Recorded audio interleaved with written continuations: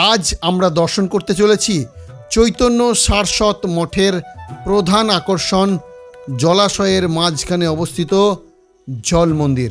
অপূর্ব সুন্দর এই মন্দিরটি নদিয়া জেলার নবদ্বীপ মেন রোডের ওপর অবস্থিত। ভক্তদের কাছে এটি অত্যন্ত শান্ত ও আধ্যাত্মিক একটি স্থান। এটি নবদ্বীপের কোলের ডাঙ্গা এলাকায় অবস্থিত, তাই স্থানীয়ভাবে একে অনেকে কোলের ডাঙ্গা মন্দিরও বলে থাকেন। 1941 সালে শ্রীমৎ ভক্তিরক্ষক শ্রীধর দেব গোস্বামী মহারাজ এই মঠটি প্রতিষ্ঠা করেন। মন্দিরে সুবিশাল অতিথি নিবাস ছাড়াও রয়েছে একটি শিবের মন্দির। এটি মূলত একটি উপাসনার স্থান এবং জলাশয়ের মাঝখানের মন্দিরে সাধারণ দর্শনার্থীদের প্রবেশের অনুমতি নেই, তবে তারা পাড় থেকে মন্দিরের সৌন্দর্য উপভোগ করতে পারেন।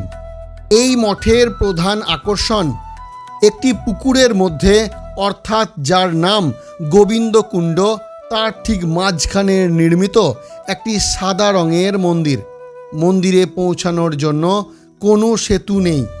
পুরোহিত প্রতিদিন ছোট নৌকায় করে জলাশয় পার হয়ে পুজো দিতে যান। মন্দিরের চারপাশের জলাশয়ে বিভিন্ন প্রজাতির মাছ ও রাজহাঁস দেখতে পাওয়া যায়। এছাড়াও মন্দির চত্বরে একটি ছোট হরিণ উদ্যান, খরগোশ এবং নানা ধরনের ফুলের বাগান রয়েছে।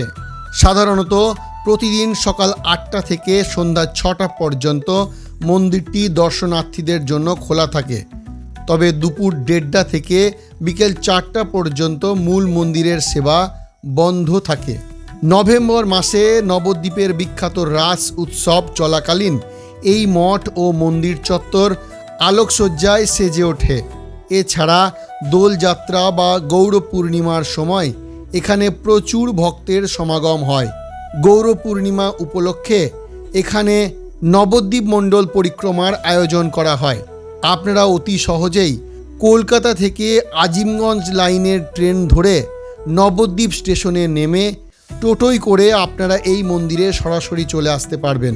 আর হ্যাঁ, এখানে ভক্তদের জন্য থাকার এবং প্রসাদ পাওয়ার সুব্যবস্থা রয়েছে। তো আর দেরি কিসের?